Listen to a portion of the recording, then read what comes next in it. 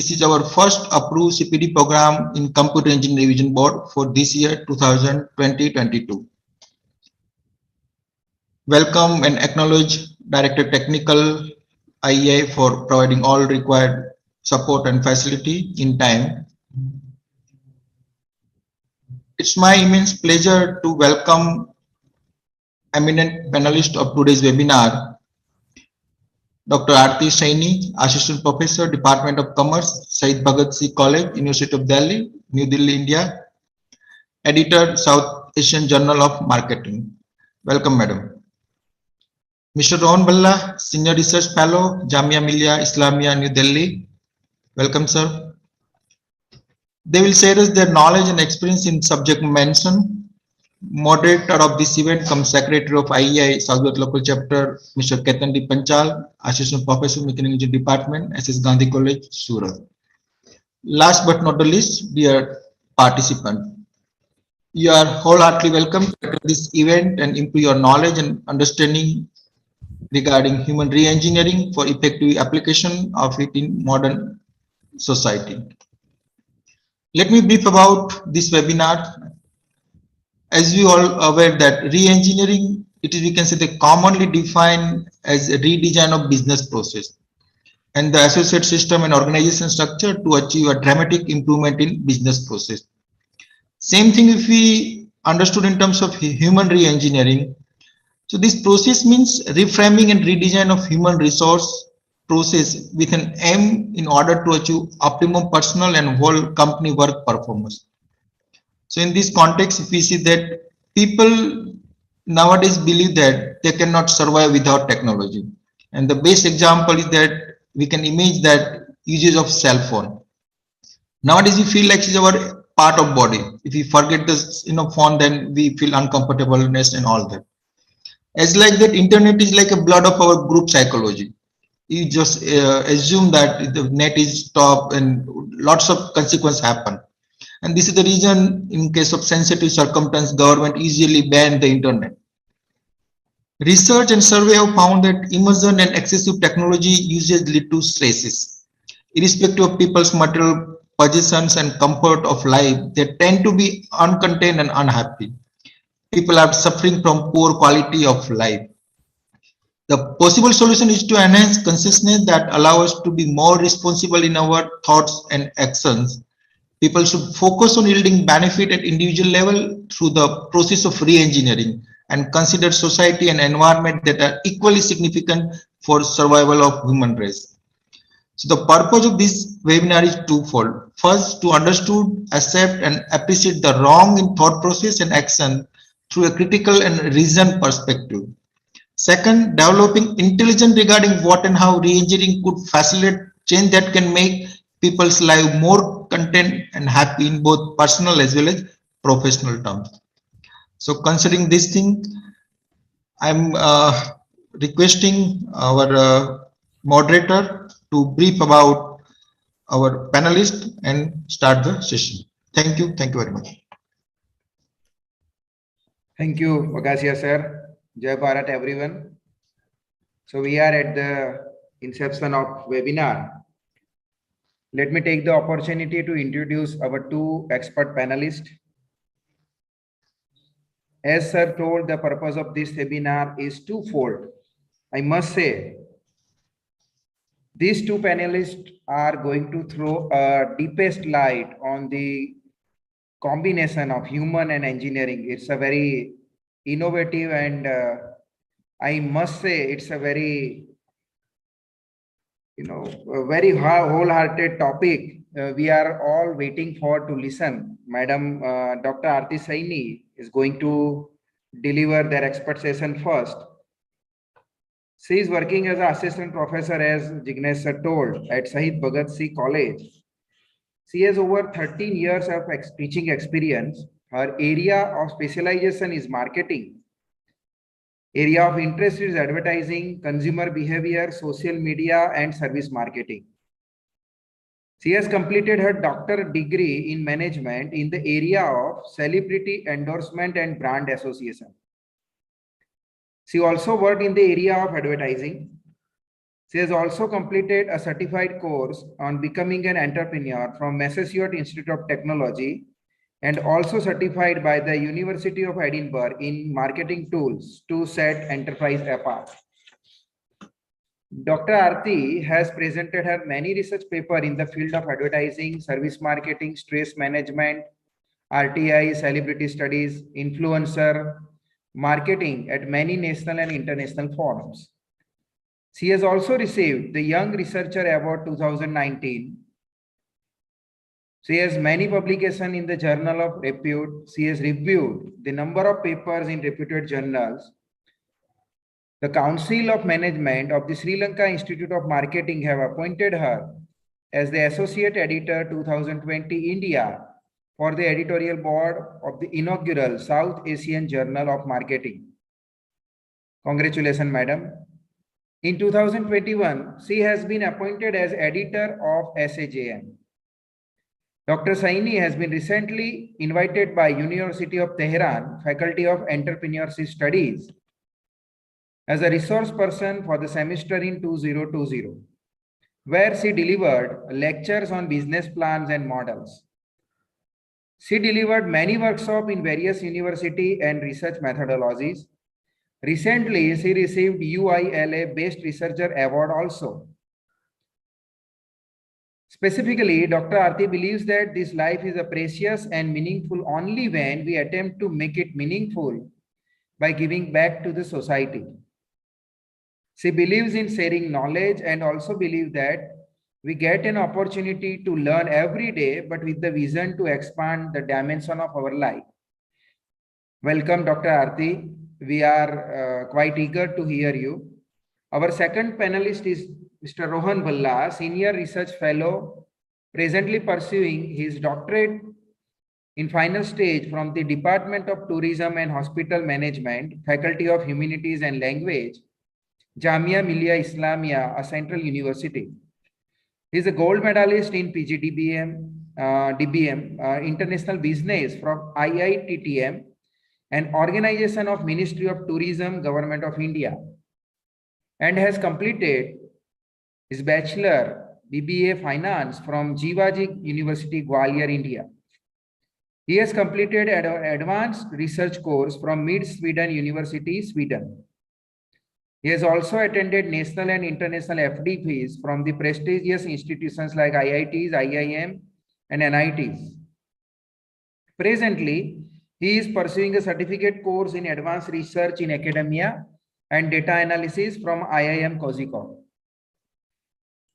He has significantly published in international and national journals, including publication in Scopus, ABCD listed journals. He has many publications in books, edited books, encyclopedia of tourism management and marketing, including publisher like Rodwell, Edward, Elgar, IGI Global, Springler, etc.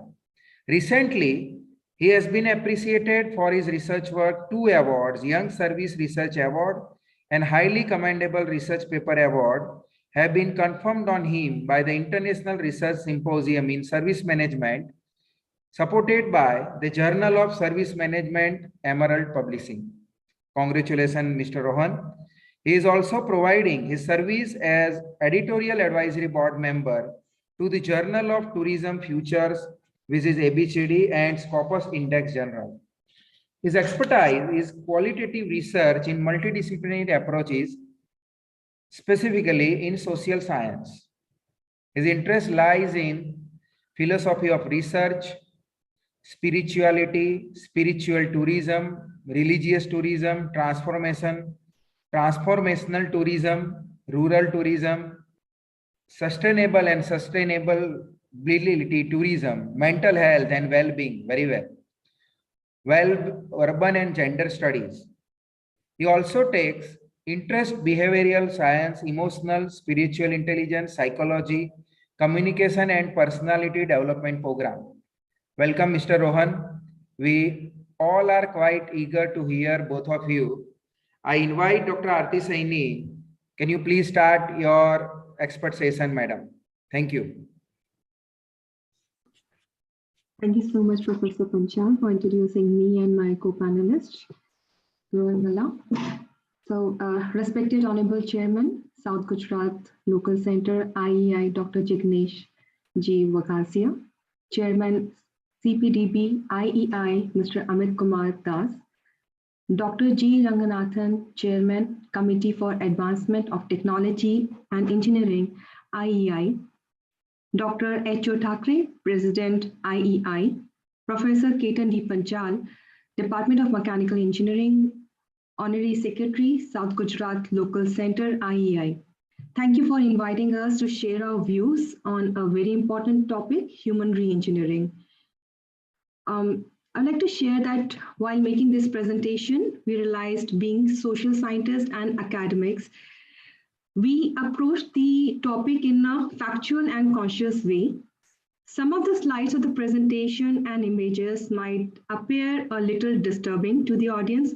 However, our purpose was to act as movers and shakers so that we can distribute your disturb your consciousness and move you inside out. Our presentations support the moments of crisis, which we believe are essential for change and transformation. We hope you like this presentation and take it in the right spirit. So I would request Rohan to start sharing the screen.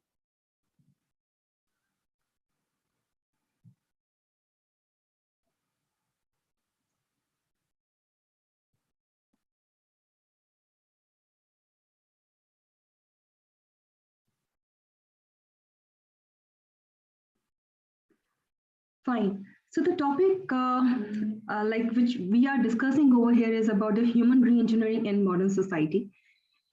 This is something where we are talking about the transformation, how to initiate the transformation. Like you see the butterfly in the first page, like how do it transform from from different stages and come to a beautiful butterfly. So this is how we are talking about the transformation over here. So we are talking about human re-engineering. This concept is very deep and has been understood in a different ways.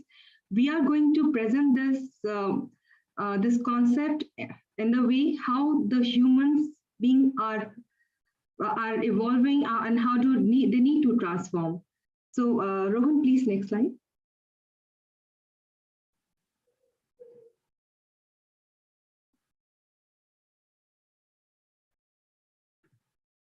So before we start with the concept of human re-engineering, we need to understand like what kind of life do a human live.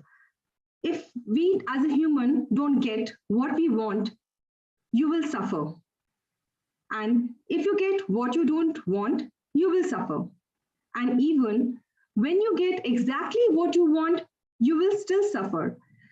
The problem is about the desires and getting the things, and still there are a lot of things which are remaining in our heart, which we feel it's not complete.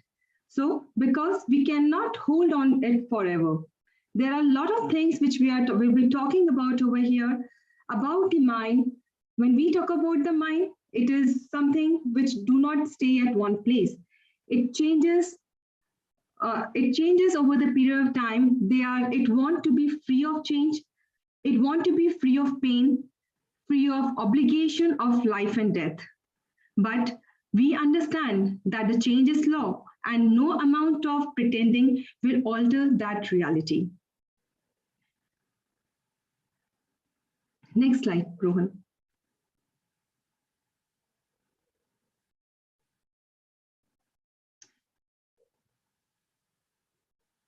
Socrates basically, he spoke about the concepts about the human mind, human life, how we see our life to be. There are a lot of thought, there are a lot of desires which we feel can be accomplished, and when we get them, we still are not satisfied. So the satisfaction is the key of human understanding, and how we are talking about it, you can see in the further slide.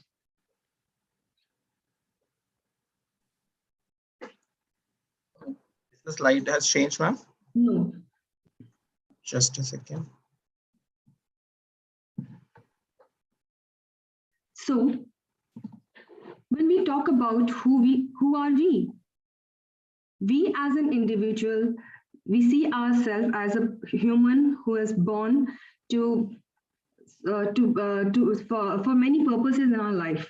Rohan, you can come to the next slide, please.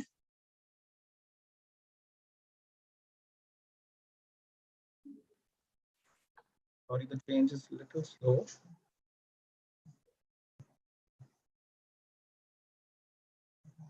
Yeah. So the concept of being human has been discussed in different literatures, different cultures.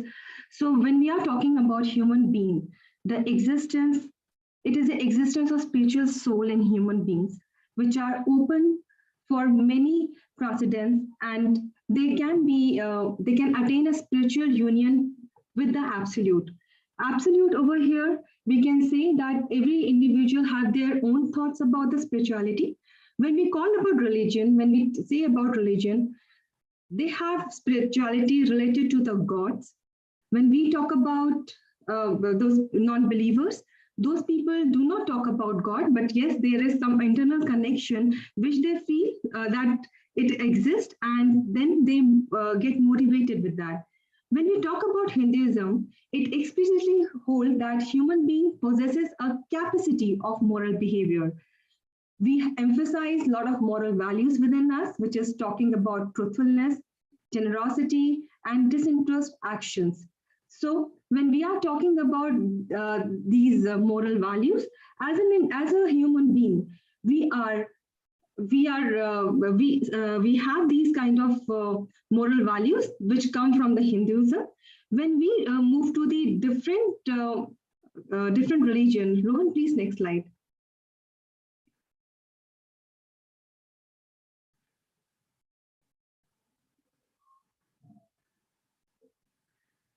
Even like the other religion, we can say about the Abrahamic religion, which is Judaism, Christianity, and Islam. They share the belief that the human being has a spiritual soul, and there is only one God, the personal supreme being the creator of the universe. Now we can relate that even in all the cultures we are talking about the spirituality, and there is a consideration that there is only one God, and this is only one supreme being, which is the creator of the universe, and this is how the human being exists. So thus the human being is seen as dependent on God, but endowed with the free will, the capacity of moral responsibility. And when we are talking about these norms of conduct with a well-defined sets of minimum standards and virtues necessary for the good behavior. Next slide.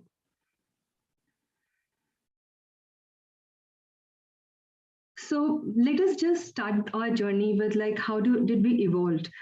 We see that we know like we have been through different stages of evolution where we find ourselves from becoming from the gazers and hunters, then becoming a human, and now we are addicted to the technology. Now we are the people who are living in the era of technology where we are surrounded of a lot of machinery around us, and there are a lot of things on which we are dependent. Yes, machinery do make our life very simple. We are inventing machines for making our life simple, making us to do less work. There is, even like change in like human work with the robots. And yes, the evolution is still happening. But think about it, like the evolution which we are into, is this something which is going to which is going to help us to identify the reason of being humans? Next slide. Not exactly. So when we are talking about like human versus machine, so who we are those people like who have evolved to the different stages of life, and we are somewhat, creating ourselves, trying to upgrade ourselves each day. At present, we are those people who are with the technology all the time, who are growing with the technology, who are making our life simpler. And definitely, there are there are a lot of companies who are working to make our life more simpler. But yes, there's a problem which exists now. Let us identify what this problem is and why human re-engineering.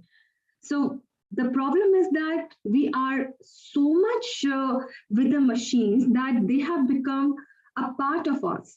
We cannot leave our house without our mobile phones. We cannot leave our house without laptops. This is the dependency which we have developed on the machines, and this is how we are disconnecting with ourselves and more being, like more um, become getting more with the machines and making them our friend for our lifetime. But this is what the problem is. This is not supposed to happen. With the help of machine, we are definitely trying to work in a very simple way. But yes, the problem is that we are somehow disconnecting ourselves from the real world, our real life, our somehow like why we are being of our existence. So we are creating a problem with this. Next slide, please. So what are we doing? This is the question. The question over here about the doing, like how we are disconnecting with the world and somehow trying to like create a lot of things in our life. So when we see ourselves, we are so much into like creating three most like possession, we can say, like everyone would like to have this in their life. First one is wealth accumulation. We are working hard to earn wealth. We are working day and night. A lot of people are working in extra shifts.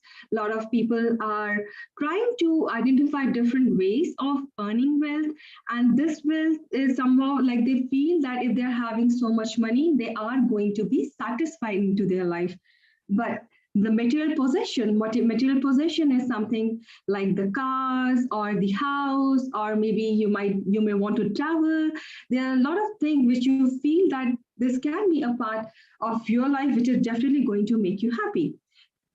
You tend to overconsume. We have a wardrobe full of clothes.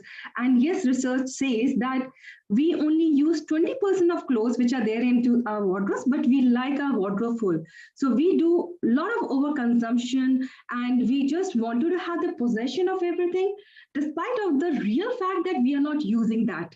So this is something like I think most of you can relate. I'm sure like we all are under this trap that we want to have wealth, we want to have material, and we tend to overconsume. At the end of the day, you might be realizing it somehow. Next slide, please.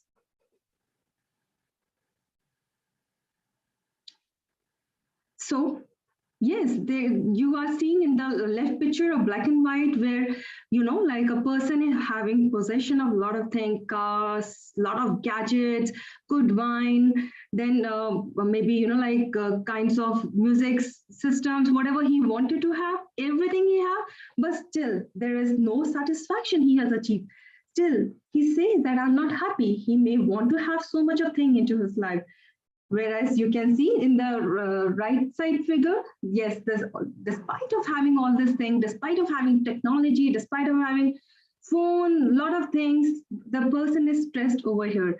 Now the concept we are here to discuss about like how this thing, after having a lot of thing, after like utilizing everything into our life, wealth, material possession, why we are in the stress. Lenny Kravitz said that none of those material possessions do anything to make your life better. He's an American singer, and he also says that he know a lot of people who have a lot of everything, and they absolutely are the most miserable people in the world. So it won't do anything for you unless you are happy person, can have peace within yourself. Now it's time for us to dig deep. Like, how do we dig deep in ourselves? Because definitely everything around us, we have a lot of things to show. But internally, are you happy? Are you someone like who feels motivated to go to work next day? Next slide, Rohan. So while we are free to choose our actions, we are not free to choose the consequences of our actions. This is something, like which is very important, that we know what we want to do, but we don't know what would be the consequences or the actions what we choose. So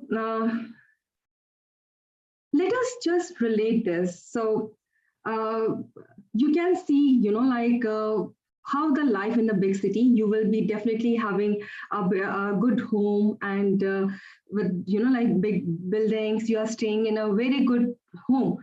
And when you go out, you are exposed to a lot of people around you, to the pollution around you.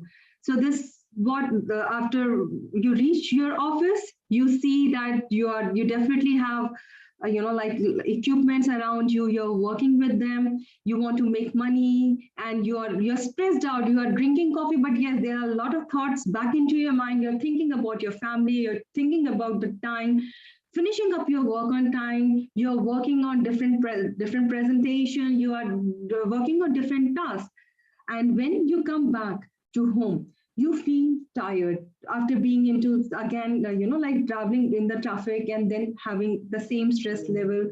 And then when you get back to home, you feel tired, and you definitely get indulge into different kinds of activities, which can be good and which may not be good for you. And like good for a certain period of time, definitely, but definitely it's not good for health. And you may, a lot of people even tend to like forget everything, they just want to forget like how stressful their day was. And then when you go to sleep, you are totally exhausted and you don't feel like doing. Next day again, like you start with the same schedule. And this is what a life of a common man in big cities these days. Now let us move to the next slide. And here we are talking about like you can just watch this video and we can discuss about this after this. Rohan, please. In 160 seconds, you will decide how this story ends. This is a story about us, the indoor generation. A generation that spends 90% of its life indoors. It all started the day we left nature behind. We filled with lovely things and all the stuff we wanted. Our homes became places you would never want to leave. Artificial light replaced daylight, and we built our houses so that nothing could escape. Cooked and showered, breathed and played, slept and sweated. But we had closed ourselves in, to a point where nothing could get out.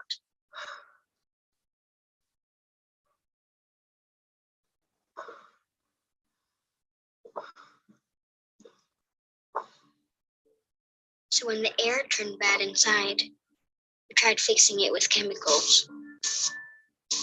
And we put in little artificial suns everywhere to make the darkness bearable. That's when things started to happen. Hard to notice in the beginning.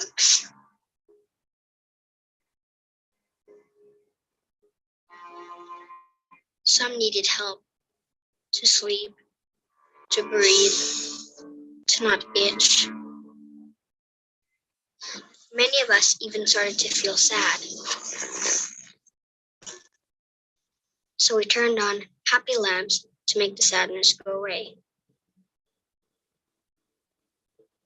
Then, scientists discovered that the air inside our homes is up to 5 times more polluted than the air outside, and that the lack of daylight can affect children's learning and increase blood pressure. It turns out that kids' rooms often have the highest concentration of toxicants in the house. In fact, millions of homes are unhealthy to live in. They discovered that living in damp and moldy homes increases the risk of asthma by 40%. And I learned that millions of people like me suffer from asthma and allergies caused by a bad indoor environment. And so, here we are. How the story ends is up to you, because it's not written yet. If you care about the indoor generation, Do something. Begin to think, live differently. Let light and fresh air into your life. Even small changes can make a huge difference for coming generations. Learn how at theindoorgeneration.com.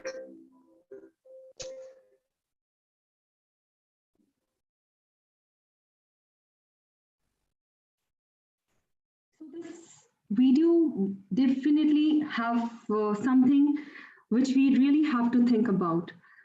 We are talking about like how our life has become miserable with a lot of things around us. We are just making our home beautiful inside, a lot of gadgets inside, a lot of things inside. But yes, we are missing up a lot of part. Definitely we must have like experience something like we are staying indoors and we are catching a lot of viruses inside. We That's the invention of air purifier has come to save you all. Rohan, please next slide. But yes, there are a lot of stress level like which we definitely have in our life. So after watching this video, what is to be done? The question arises, what is to be done, like to live our life in a beautiful way, the way it is meant to be, rather than having a lot of stress and rather than having like a lot of unsatisfaction around us. So we this is the question. Next question, next slide, please.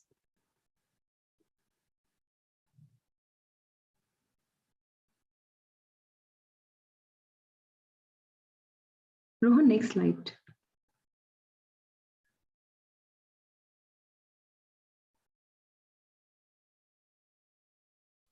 Oh, it's changed from my side now. Can you see it? Okay, yeah, thank you so much. So beautiful words are spoken by Lama, where he's talking about material progress and higher standard of living bring us great comfort and health, but do not lead to transformation of mind, which is only thing capable of providing lasting peace.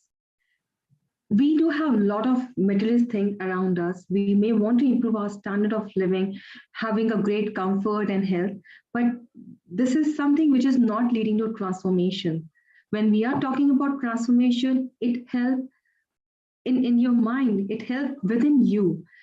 So this is something we can say that you will be only able to transform when you are ready from inside. There can be a lot of things, there can be a lot of triggers at the time when you feel that it's time for you to change. And with the Lama words, I would like to add. Next slide, please.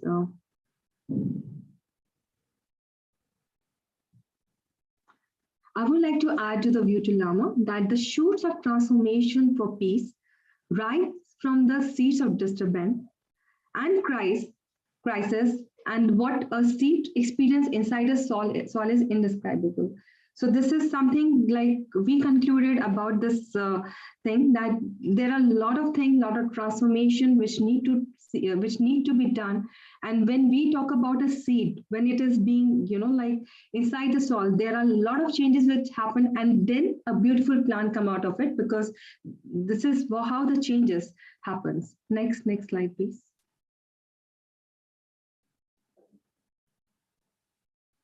So with all the discussion, let us come to the concept of re-engineering. So I have taken you from the journey of the human, what do the human being want, and what kind of stress level we are into it, and why re-engineering is required. When we are talking about re-engineering, it is described by a lot of academicians, a lot of researchers, a lot of organization into different ways. So re-engineering, we can say that it can be a process or a method by which the employee performance can be improved. And it is a comprehensive and systematic approach which lead to set of fundamental solution. When we are talking about fundamentals, yes, there is rethinking and redesigning of the work and business processes to achieve the radical improvement. Reengineering is built on the notion of breaking the existing model and the way of thinking. So with this, we can say that, like organizations are talking about their growth. They are talking about like how they are going to, earn more money by the increasing the performance. They're working on increasing the performance of the individual by giving lot of training, by adding a lot of different type of machinery with them, which can make their work easy. The introduction to robotics, the robots replacing humans. There are a lot of things which are happening just to make human comfortable, but internally we are not. Next slide. So we see that not every change is meant for business growth or profit, but yes, this change is about the human re-engineering. We talk about machines, right? Machines are engineered and they are made to solve a problem. But what about human? Human are not only meant to work, but yes, there are a lot of things which we really have to focus. We really have to think about. Why do we need re-engineering, right? Next slide. So why are we discussing re-engineering? The question is being answered in the next slide.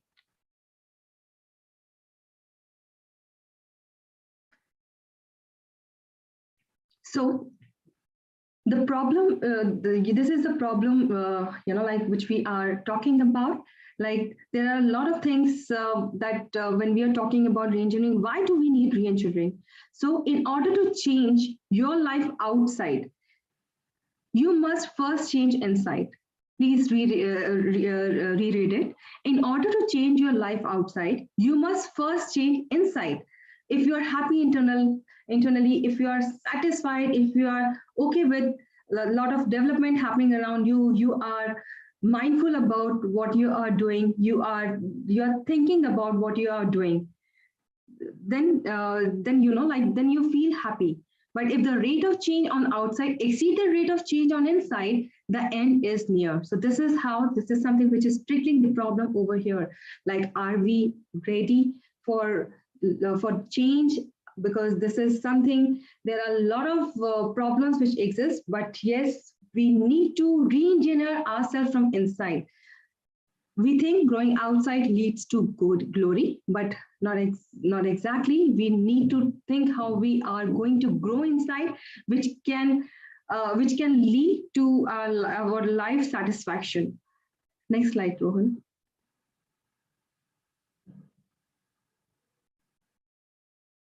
So with this, I would like to hand over this session to Rohan. And the journey till here, we discussed about our existence and the stress level we are going into. And now we are coming to the concept of human re-engineering, which is a deep concept, and we are seeing it from the lens of a human, not only about the growth of organization. Definitely, as a human, if you are able to re-engineer yourself, you will definitely be able to outperform you at your workplace. So Rohan, please take over the session. I would request Professor Panchal to give permission to Rohan to start his session.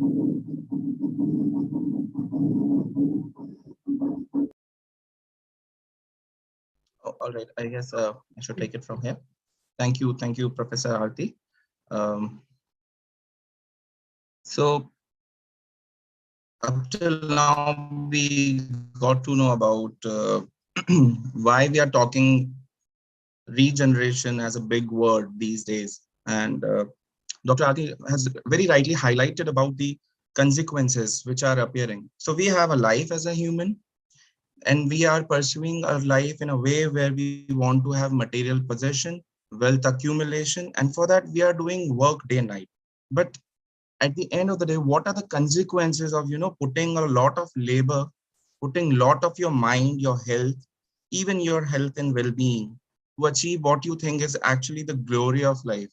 You want to have cars, you want to have everything around you, maybe luxuries and comforts, big home, everything that you seek in your life. But what is the problem? So the problem was first highlighted by a very, very famous French sociologist. His name is David Emile Durkheim, in the year 1897, when the whole Europe and the countries like United Kingdom, France, Denmark, Italy were experiencing the industrial revolutions. So, when a country experiences industrial revolution, the economic growth and development, obviously it has to go up, and they did achieve that. But a very peculiar thing was happening inside the European urban centers and the European societies and the countries which we believe are very good in terms of quality of life and life living conditions. There was surge increase, a steep increase in the suicide rates of the people. So one hand, we have economic growth increasing. At the other hand, we were also experiencing suicide, number of suicide and taking place in such countries, such developed countries. The problem is that we never recognize, we are running for money, we are running for financial stability, we are running for self-reliance and everything. Every country, even if you think in the today's world, particularly countries like which are developing nations, such as India, which is, in a race of becoming number one country in terms of economic growth. The question is, the growth of GDP is divorced from happiness and well-being of people. So what are we working for? We have $1 trillion economy. India is number 5 in terms of the biggest economies of the world, way ahead of UK now. But why and what is happening in India? Particularly, let's understand this. And you may all relate it to your life as well. I request you to think deeper. So this is what is happening in India these days. Recently, in fact, even today, we all are experiencing the COVID-19 pandemic. And the most common phenomena, if I am not wrong about it, you all may relate to it, is the mental health issues. Suddenly, a lot of people started talking about anxiety, depression, stress, lockdown, and stay at home. These measures adopted by the government to prevent the transmission of the virus. We have been asked to lock ourselves inside our homes. And that is when we realize that we cannot live as a human when we are trapped inside a single room or a single home. We as a generation might have heard quarantine as the word, isolation as the word. We experienced it for the very first time in our life. And even the generations, for example, my grandmother, born in 1933, experienced such thing for the very first time after the Spanish flu of 1920. Now understand, if you remember the video which Dr. Aarti shared before, the inside generation, once you get inside a room, how did you feel? A lot of people might have, been a survivor of COVID, I should say. For 10 days or 15 days, you might have been into the hospitals, even inside your home, quarantine and taking medicines. You felt lonely inside. Some sort of void was there which you might have experienced. And this is very recent when country like India has started talking about mental health and well-being. So even the issue was addressed by the Honorable Prime Minister Narendra Modi ji, that mental health and depression is something which we need to address now in terms of policy measures. First, if you remember, Deepika Padukone, such a big celebrity in India, Bollywood actress, successful actress, wrote and came out very strongly that she experienced depression. Honey Singh, we all know, because of the narcotic substances, he ruined his life, his career. And now he's trying to come back because he destabilized himself, even having all the luxuries in his life. So what is the next big thing?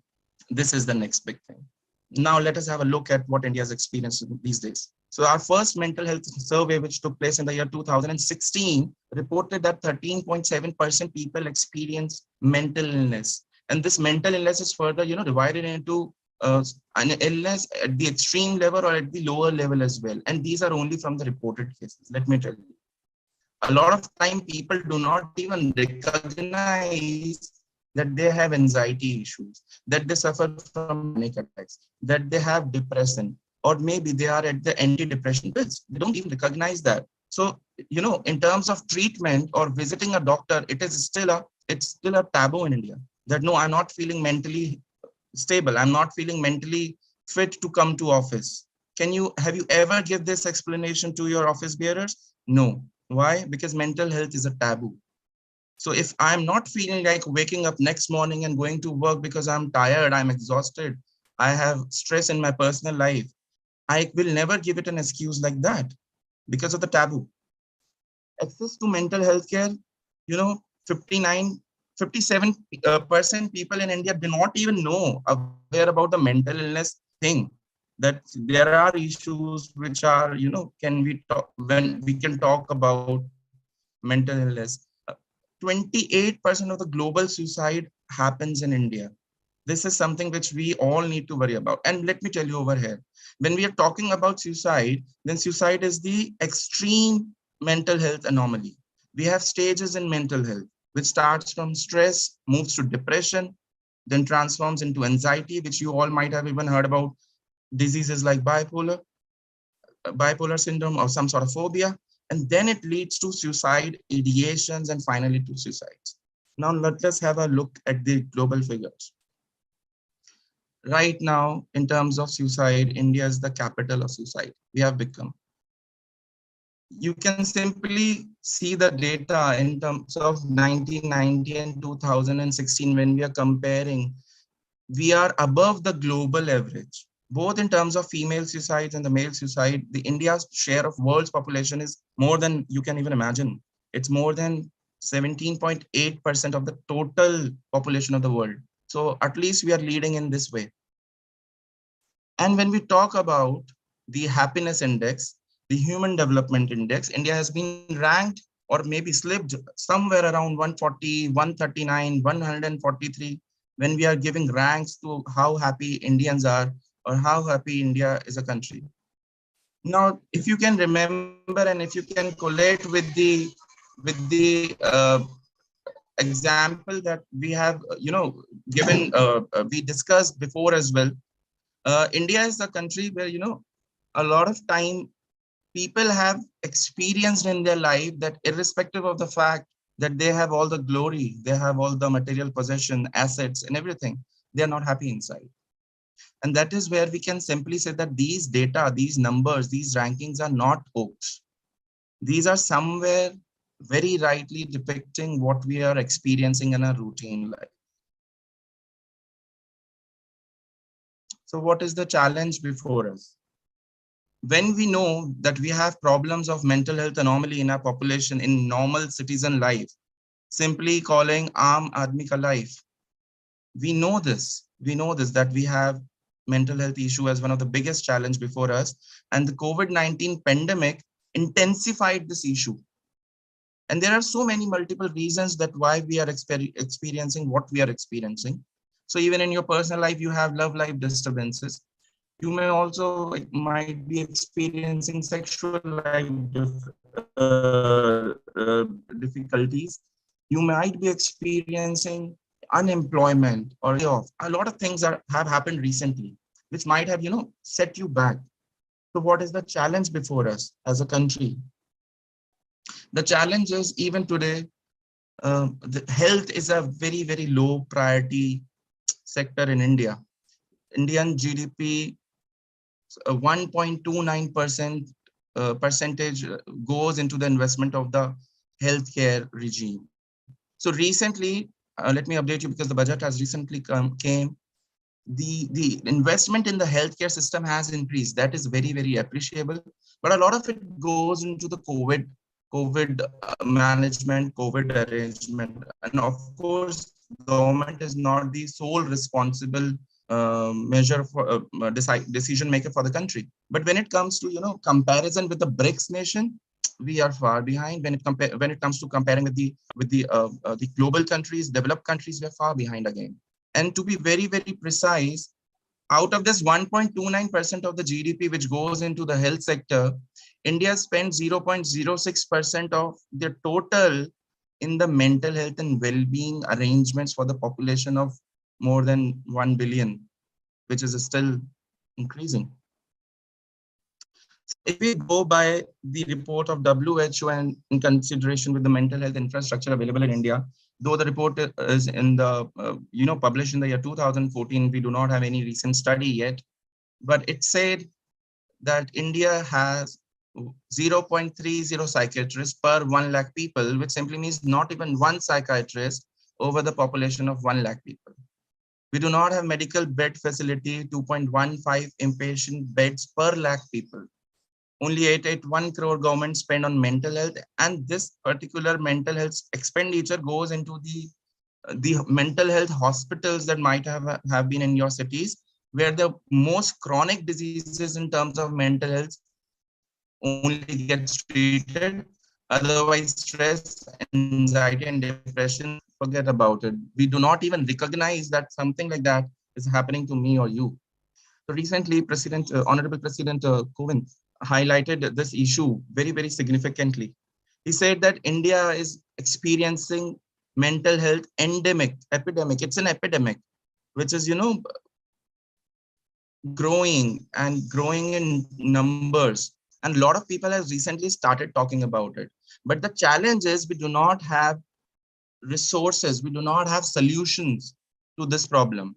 So for example, if we need 30,000 psychiatrists, it will take 42 years from today to have these many number of psychiatrists to treat, to act as a solution provider to the general population. In terms of psychiatric nurses, we need 37,000 psychiatric nurses, which will take another 74 years. 38 clinical psychologists, which will take 76 years, and 38,000 psychiatric social workers, which will take 76 years. And this is a study which was published in Lancet Health Psychiatry, Medical Health Psychiatry. Look at the figures. However, the population is keeping it constant, but look at it. We do not have enough doctors which deals with this issue.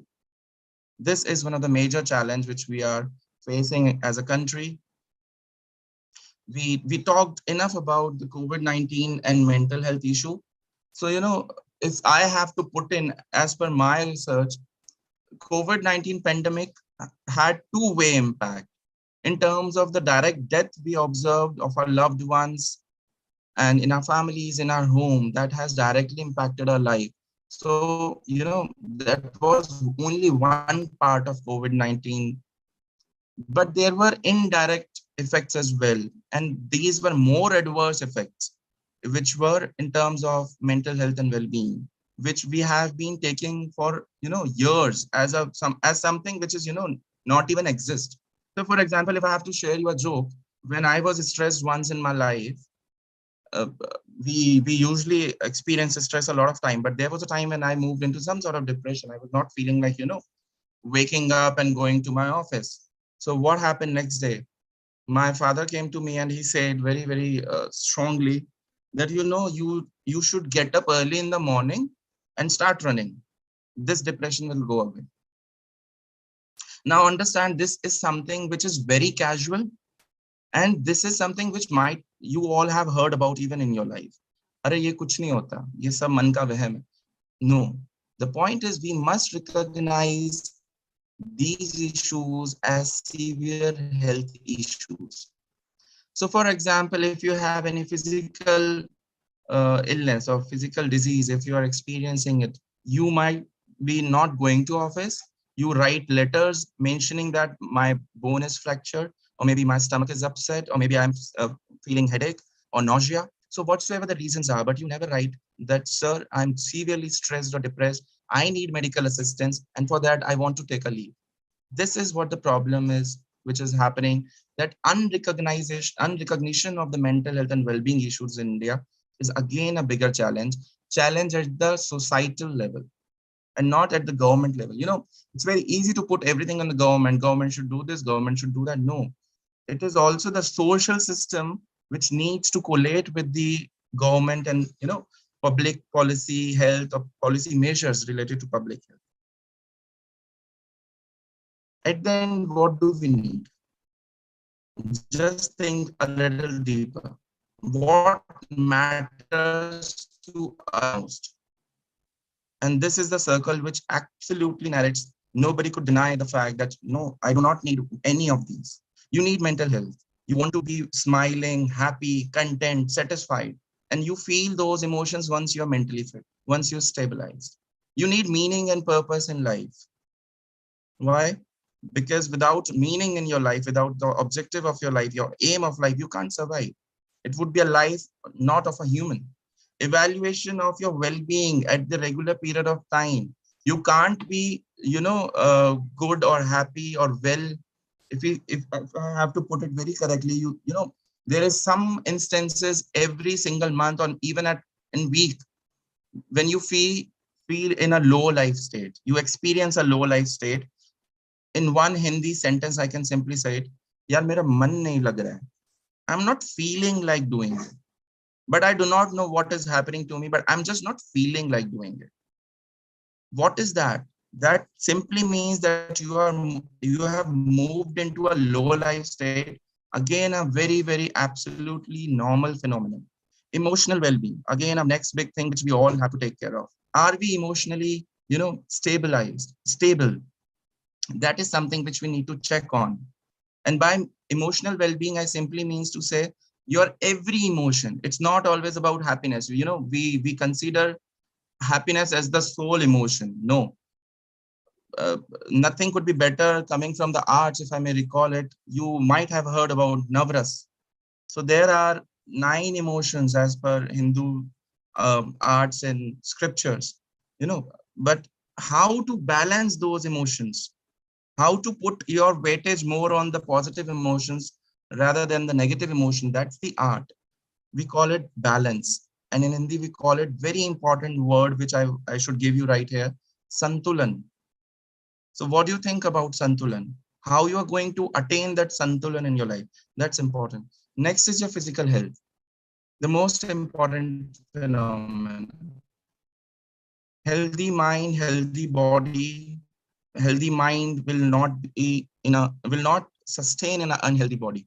So fitness is something which we all need to take care of. And these are 5, sides of a circle, which, we must have. And this is actually what we want in our lives. So the next question which comes into the picture is, why is this happening to me? The most frequently asked question, whenever something wrong happens in your life, you always ask a question, why is this happening to me? The most prominent reason of stress, mental health issue, and all such things are the divide. The challenge is we are cut off from the nature. We have started living a life inside big cities, metro city, concrete jungles, roads, bridges, dams, metro, and whatnot. We have almost every sort of amenity in terms of technological advancements and development. And when the time when technology is evolving in minutes, we are living in that era. But what is not allowing us to settle inside, to live a content and a happy life, is the divide. And I give you the most important fact over here. You take it from the anthropological point of view, that modern human lived close to nature as nomads for 99% of their time in history. So since humans have started existing on this planet, 99% of our time we lived in jungles, we lived in nature.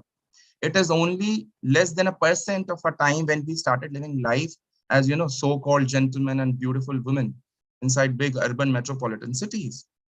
And this is what has actually created a trouble in our lives.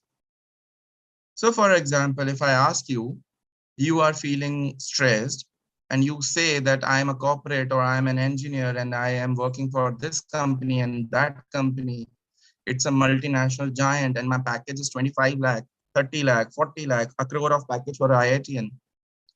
What is one that particular thing that you do once you are living in Delhi or Bangalore or any other big city, maybe New York? You always rush to the mountains. You always rush towards nature. You need a break. You always say, I need a break. I need to go and travel. I need a vacation. But what is the purpose of that vacation? Why do you move from cities to those areas where you want to spend your time in nature, which have been cut off from you? The answer is transformation. And why I'm talking about transformation, Dr. Aarti rightly mentioned in the very beginning of the slide of this presentation, the very first slide, about the butterfly, how it comes out of a pupa to the caterpillar stage and to the beautiful wings that she carries. Now, that is what the beauty of transformation is. So what is transformation? Let us understand this. So the way people interpret life-changing experiences makes meaning out of it, and change beliefs, attitude, and entire worldview. It means you feel transformed once you change your negative point of view in your life to a positive point of view in your life, from the sad part of your life to the happy part of your life, from the chaotic part of your life to the more balanced and more peaceful, composed part of life. We call it solace, we call it tranquility, you call it anything. A lot of people might even call it spirituality or maybe spiritualism. So this is what transformation provides you. What does transformation do? Transformation is a need of change in terms of people are feeding from previously held beliefs, values, and feelings. So, a lot of time people have been nurtured in a particular way. They have had different or difficult or maybe negative experiences in their life.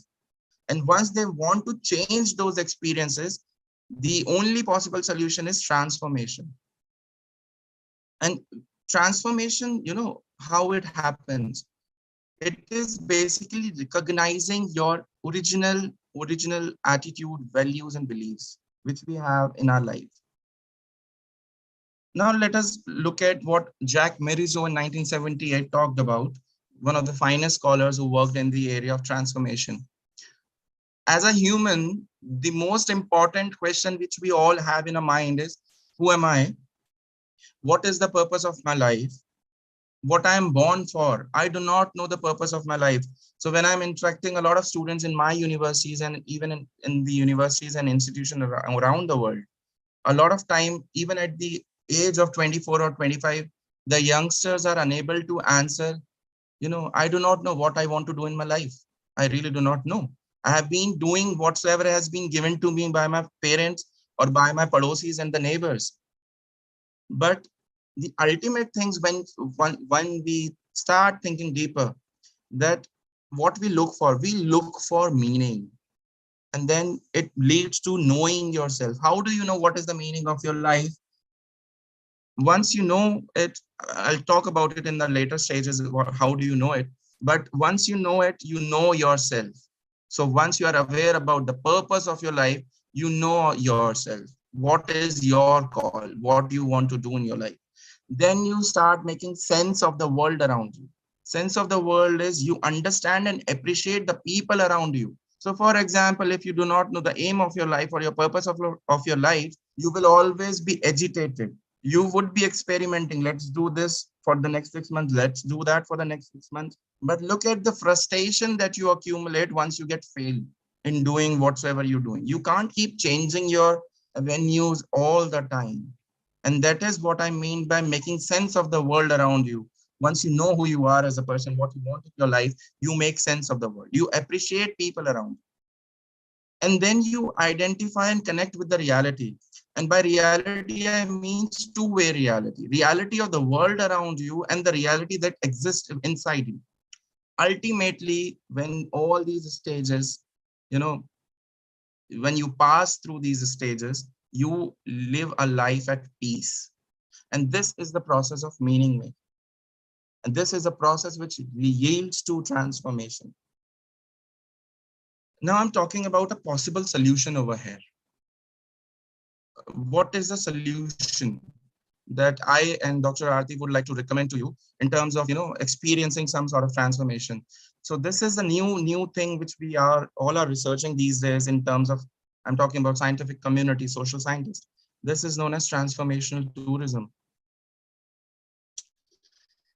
And what transformational tourism? It begins with disorient, involves choice, healing, and experiences of expanding consciousness towards the divine. So once you are in confusion, you try to, make choices that sort of provide you some sort of healing and some experiences which actually enhance your consciousness level. So a lot of time people relate it with, establishing a connect with a God. But we are living in a modern contemporary society as well, where there are people who do not even believe in God. They believe in science, they believe in logic, and they believe in so many things. The only thing which is common between the believers and the non-believers these days is all of them believe. All of them believe in something. A non-believer also believe in in something. that I do not believe there is something called God, or there is something called religion. They may invent their ways, and it is absolutely the choice of a person. It will vary from person to person. But the sole purpose is, to eliminate the confusion which exists in your mind.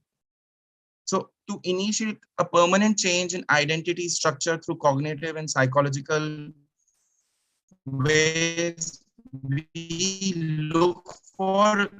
So to make it simple, to make it more understandable, let me give you an example. So when you are tense, once you are stressed, a lot of religious people will go in front of a temple and they'll start praying, or maybe in front of Gurudwara, church, or a mosque, or whatsoever it is. They start praying, or they start connecting to their God. God, take these negative, difficult experiences out of my life. But a lot of time, people who do not believe in such religions and gods and any other thing such like that, they look for experiences which sometimes provide them solace, time for introspection. So they prefer to travel. And traveling, let me tell you, is something which is associated, the only phenomena which is associated with human life, the oldest phenomena, rather, I should say. Oldest phenomena. Why? Because when we were into the Paleolithic age, as the early men and the women, we started traveling through wheels, through on our feet for food. So travel is something which we cannot separate from our lives. This is something which is common. So transformational tourism, provides some sort of experiences in your life where you travel to certain areas of your choices. I'll give you the examples which are the best possible areas, which are conducive for healing experiences that can enhance your mental health and well-being. So, for example, I hope I'm talking to the audience. Mostly of you might be living in big cities as engineers, particularly, or even as urbanites.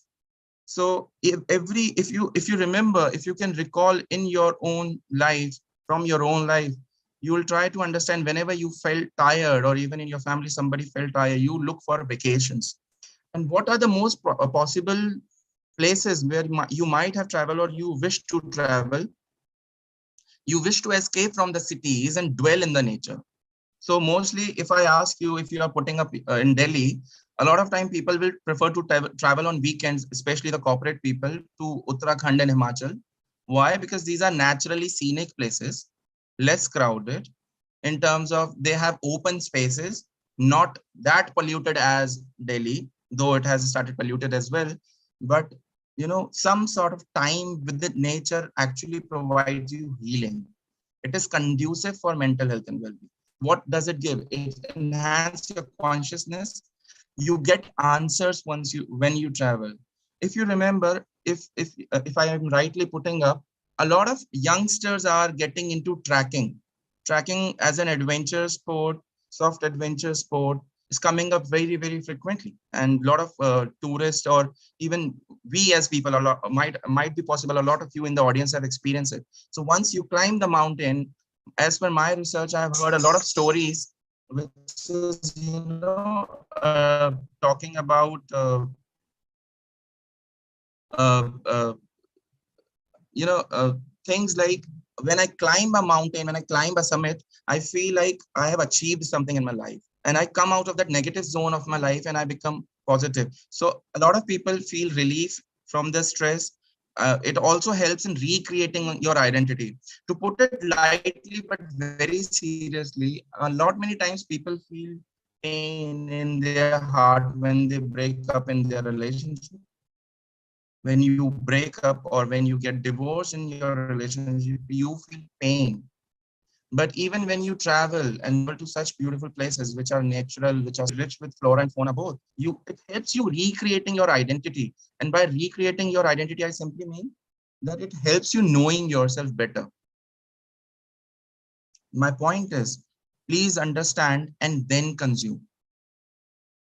What are you? What are your negative experiences? And if you choose to travel to some places, if maybe nature-based areas or areas which are wilderness, which have wilderness, it will give you some time to rethink, to collect yourself, to heal, to take right decisions in your life. Because in city, we are always about quick decision making.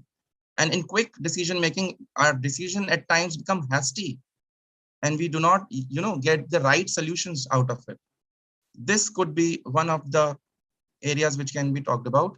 This is a technique which which you all can see on your screen. This is Shinrin Yoku, a Japanese technique which they use because Japan as a country is very technologically advanced country. We all know that, and the youth is struggling over there. A lot of elderly population is there. Senior citizens are there. They have limited youth now. India is the most a country which is youthful, but to low down their stress level, they prefer this technique called Shinrin Yoku. And let me tell you over here that it has also started in big cities like Delhi. And first Shinrin Yoku center is coming up in Ranikhet, Uttarakhand. There, people have been asked to go into the jungles and the natural areas where you can, you feel relaxed amongst the trees and the greeneries.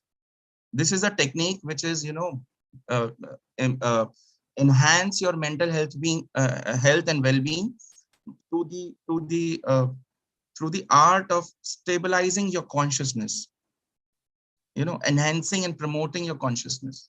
It gives you time to relax and breathe in. So this is what we can also use. This slide I'm showing is of some of my adventure camps and students who travel to these areas. And the most common thing, if you can see, they are always into the greeneries or water or jungles or the mountains. And this is what happens once you go there. And we never realize it. A lot of us might have traveled, all of us might have traveled. But why you get happy being in nature, did you ever realize that? Because it provides healing to you. The word is healing.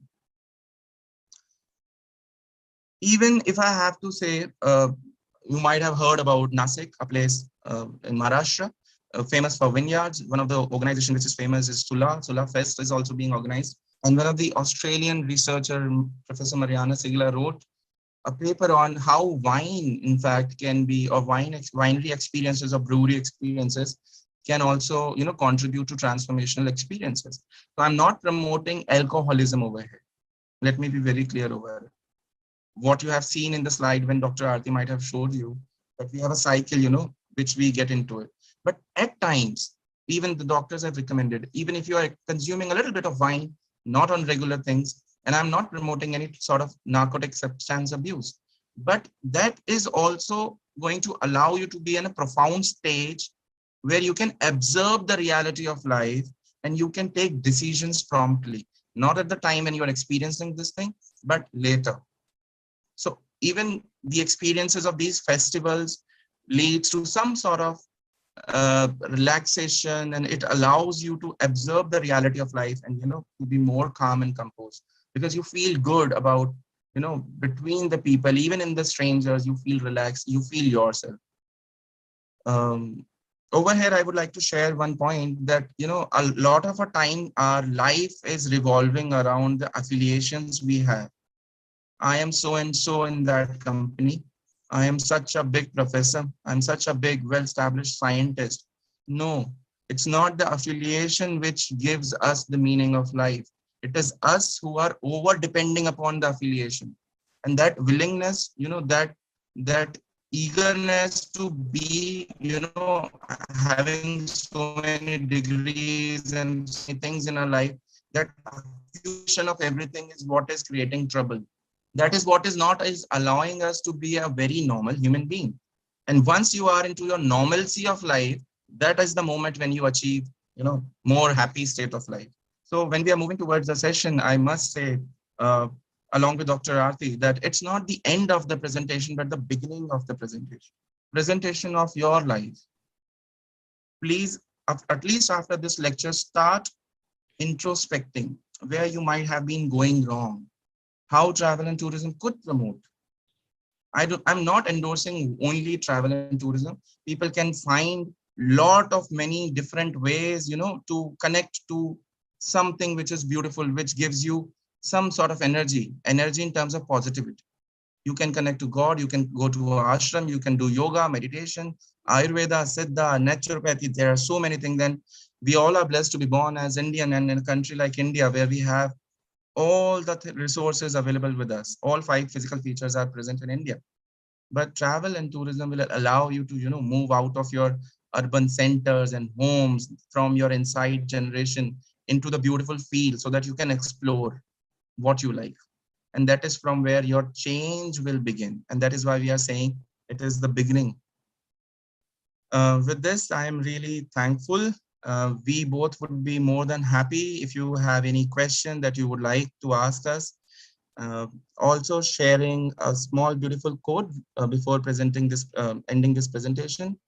The crisis which we all are facing in terms of humanity today is not so much an environmental crisis, a political crisis. Russia and Ukraine have started a war today morning itself, or an economic crisis. It is essentially a crisis of consciousness. Please remember this word, crisis of consciousness. So once you are more conscious of your life, of your actions, of your decisions, all the other crises are going to fade away. I call it, Peter Russell called it, Dr. Aarti called it spiritual crisis. And yes, thank you very much. You may connect to us. You may all have the screenshots of the details which we are presenting to you. And yeah, thank you. Thank you, everybody. Thank you, Mr. Rohan. It is a really nice presentation, and you have truly connected today's war with social consciousness. It's really matter to consider why we are having a war. I must say, I request participants, if you have any doubts, suggestions, queries, you can put in a chat box in question answer session. We can connect or we can ask to our panelists. I must say, Dr. Aarti, you have said a very right quote. I have noted down in my personal diary. If you don't get what you want, you suffer. If you will get what you suffer, and when you get exactly what you want, you still suffer. It's very correct. I mean to say, because you can't hold on to it forever. We are not having a control on a next moment. अभी next moment में क्या होने वाला है, we don't know. So rightly, you have started this webinar of human re-engineering with a very correct quote. Moreover, you have given a very correct definition, that is re-engineering. It is we are core engineers actually, me and Dr. Vagasia and our IEI. So it was quite innovative concept for us, how you people are connecting human with engineering. So human re-engineering. I must say, you have seen re-engineering is the latest method for increasing performance, comprehensiveness, and systematic approach.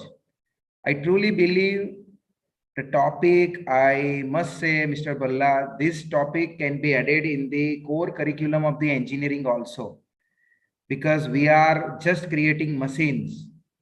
वहां पे human को हम कहीं ना कहीं miss कर रहे हैं, human feelings as well. Then Mr. Balla has started with their presentation, and I am quite shocked, I must say, with the figures he has displayed, that 13.7% of mental illness prevalence is there. So it is very high time to think upon with this such important topic. He has said also various percentage of deaths, suicides due to this mental disturbance. So I must say, webinar like this, I am thankful to Dr. Saini and Mr. Balla. We are getting, comments from the participants. Good, and it's a need of present time. So I personally feel what we have selected, Dr. Aarti, you and me both, it's very correct combination right now needed. And I must congratulate Dr. Balla in the concept or domain you are working with, transformational tourism. Really, it makes me very excited to know about that. एक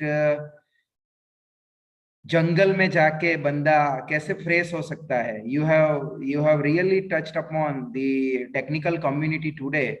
So on behalf of IEI, we both, me and Dr. Vagasia, are really thankful to you. Subhash Tandon ji ka, please share mail ID of both the speakers. We will share it to the every connector, and I request Dr. Bhalla that you can please share that last slide, which includes your contact number and mail ID, so our participants can take screenshot of that. Is it possible, Mr. Rohan? Sure, sir. Just a second. Yeah.